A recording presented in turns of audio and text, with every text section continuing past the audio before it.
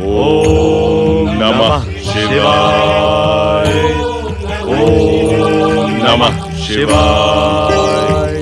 ओम नमः शिवाय। प्रणाम देवगुरु बृहस्पति।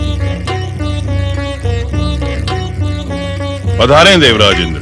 बृहस्पति आश्रम में आपका स्वागत है देवराज। आपने क्यों कष्ट किया देवराज? हमें संदेशा भिजवा दिया होता, आपकी सभा में हम स्वयं उपस्थित हो जाते। देवगुरु, हमें एकांत में आपसे अति आवश्यक परामर्श करना है।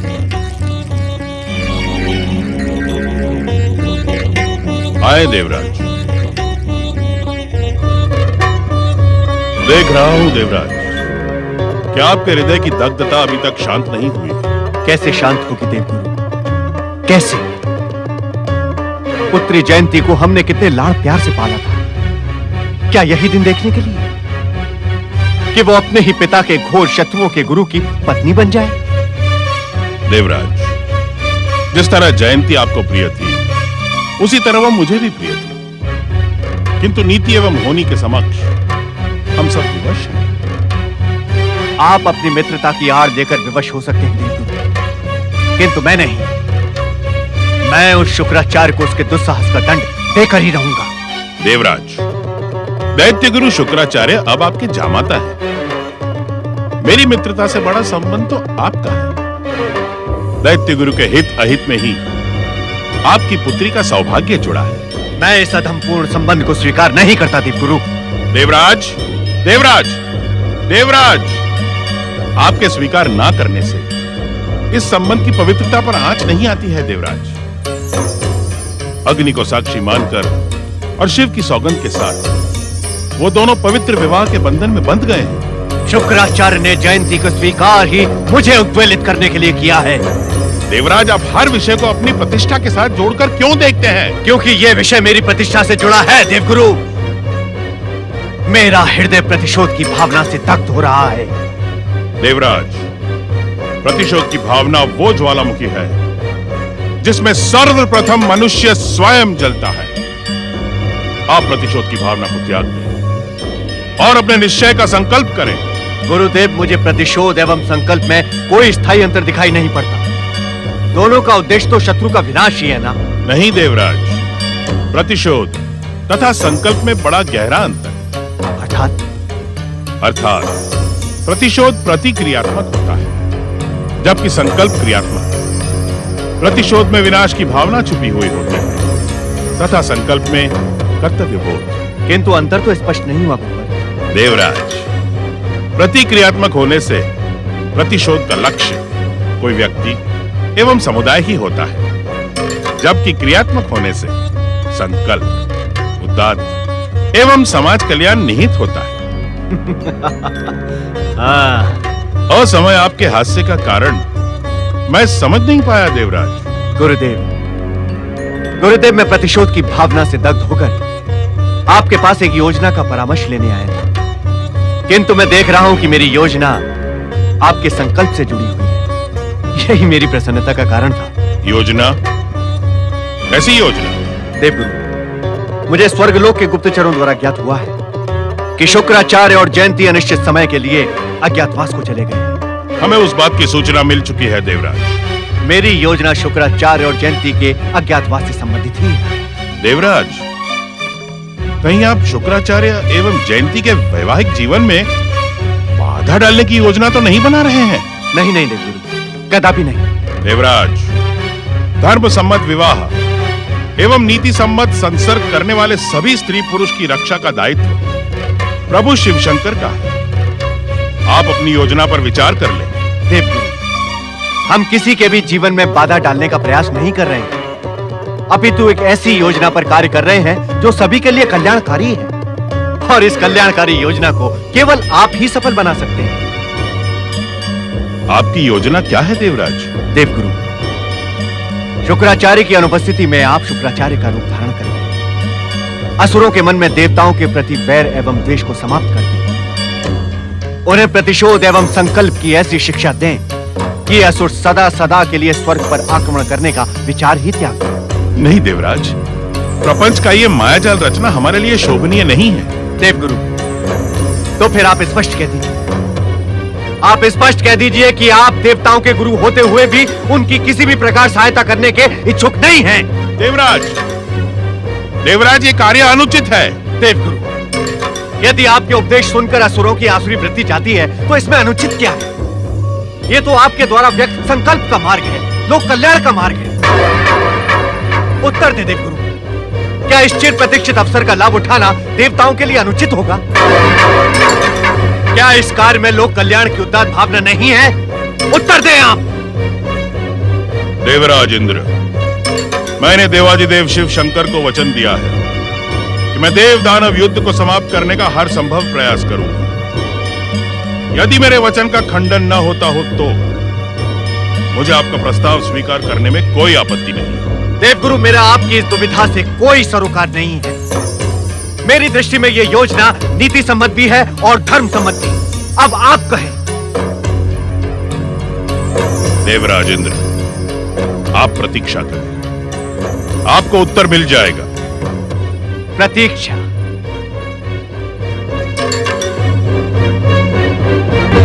असमय आपके समीप आने के लिए क्षमा प्रार्थी हूं पिताश्री। पुत्र, देवराज इंद्र के प्रस्ताव से मेरा मन दुविधाग्रस्त है। मुझे परामर्श दो कच्छ।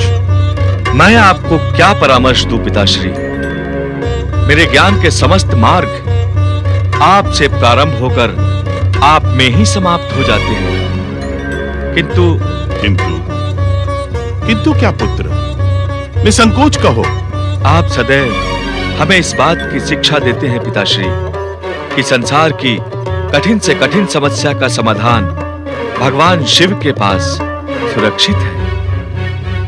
आप उन्हीं की शरण में जाइए, वो आपकी दुविधा अवश्य दूर करेंगे। नारायण नारायण। अरे ये क्या? कैलाश आज सुनसान क्यों है? वीरान क्यों है आज कैलाश? भोलेनाथ, भोलेनाथ कहां हैं आप? भोलेनाथ, अपने इस परम भक्त दीनहीन नारद को दर्शन देकर कृतार्थ करें। हे भोलेनाथ, कहां हैं आप? भोलेनाथ, मुझे दर्शन दें। हे विश्वेश्वर, मुझे दर्शन दें। हे त्रिकालदर्शी, मुझे दर्शन दें। तुम इतना अधिक उत्तेजित क्यों हो रहे हो नारद? हम कैलाश से पहली बार अदृश्य तो हुए नहीं। किंतु भोलेनाथ, आज से पूर्व कैलाश को इतना सुनसान एवं वीरान कभी नहीं देखा। कृपया आप मुझे ये बताएं कि आपकी इस लीला का रहस्य क्या है?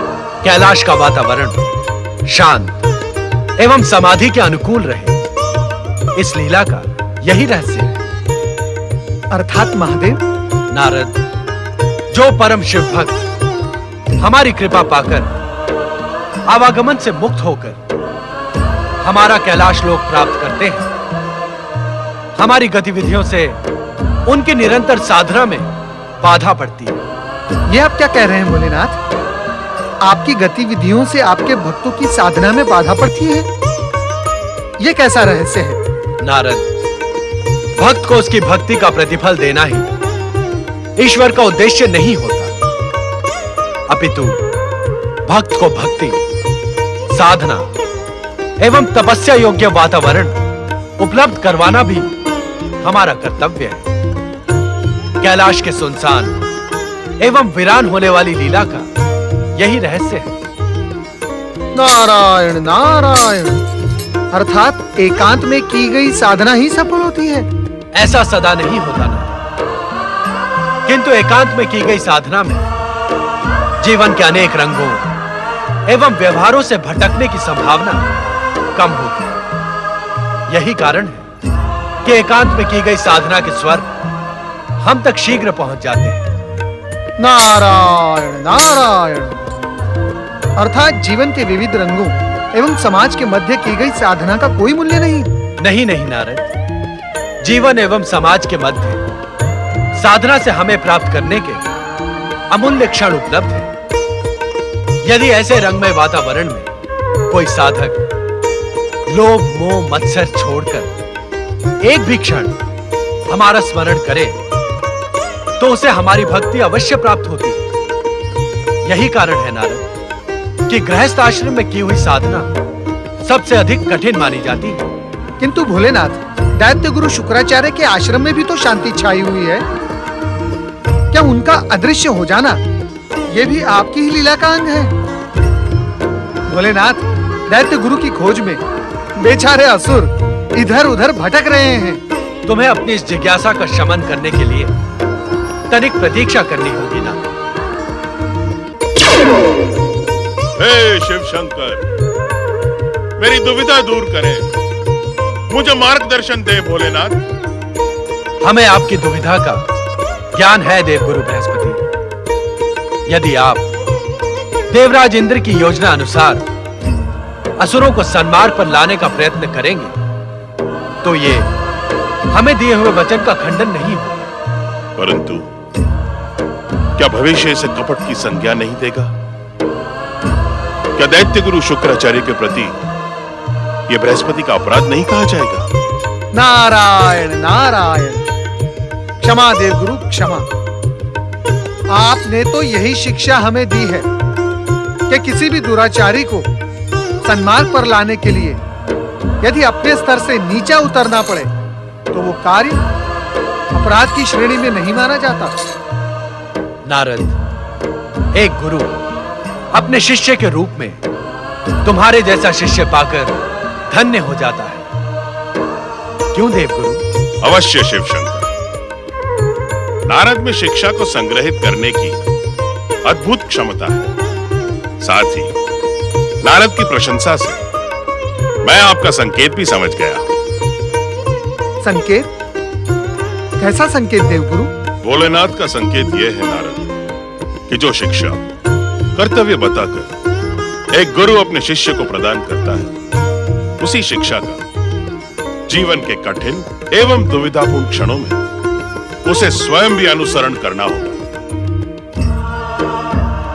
मेरे कर्तव्य का निर्धारण हो गया है शिव शंकर। मैं अपराध एवं कपट की बात भूलकर अपने कर्तव्य पथ पर जा रहा हूं। मुझे आशीर्वाद दें भोलेनाथ।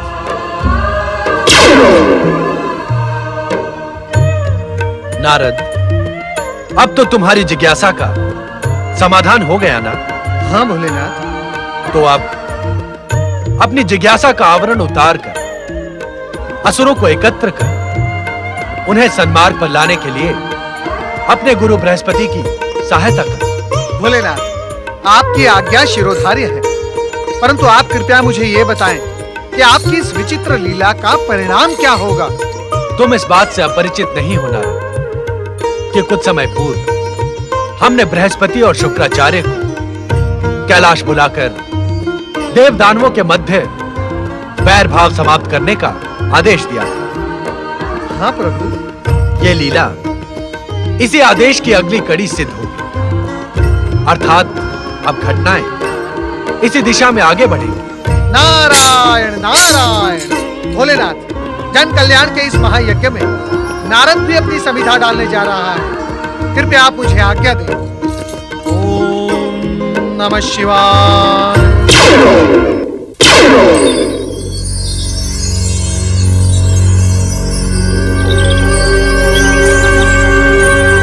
ओम नमः शिवाय।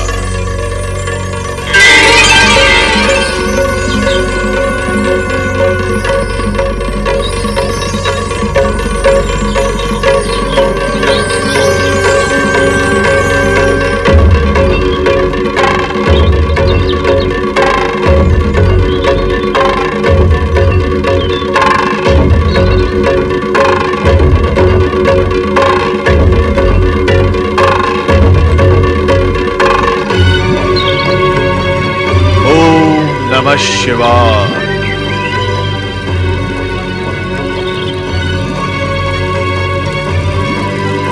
मेरा यह अपराध क्षमा करें भोलेनाथ। अपने इस कार्य को मैं आपकी लीला का अंग समझकर स्वीकार करता हूं। हे शिव शंकर, मुझे सदाचार, सद्विवेक एवं अपनी भक्ति प्रदान करें। ओम नमः शिवाय। नारायण नारायण नारायण।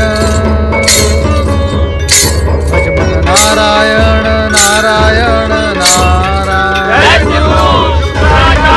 दर्शन दे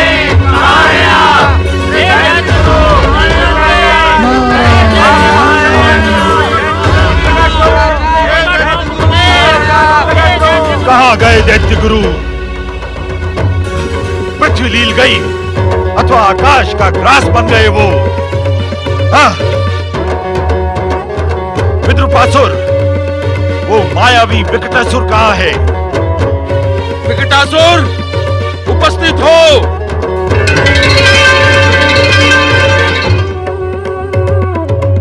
दैत्यराज महासुर की जय हो। आज्ञा दैत्यराज। विकटासुर, हमने तुम्हें दैत्य गुरु आश्रम की गुप्तचरी के लिए नियुक्त किया था, किंतु तुम कहाँ थे?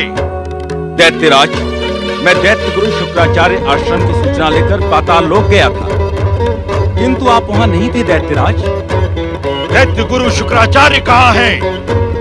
बोलो विकटासुर, बोलो। भोलेनाथ, भोलेनाथ, यदि इसने सब कुछ बता दिया तो देवता और दानवों की मित्रता ये एक स्वप्न मात्र बनकर रह जाएगी। भोलेनाथ आप कुछ करें, भोलेनाथ आप कुछ करें।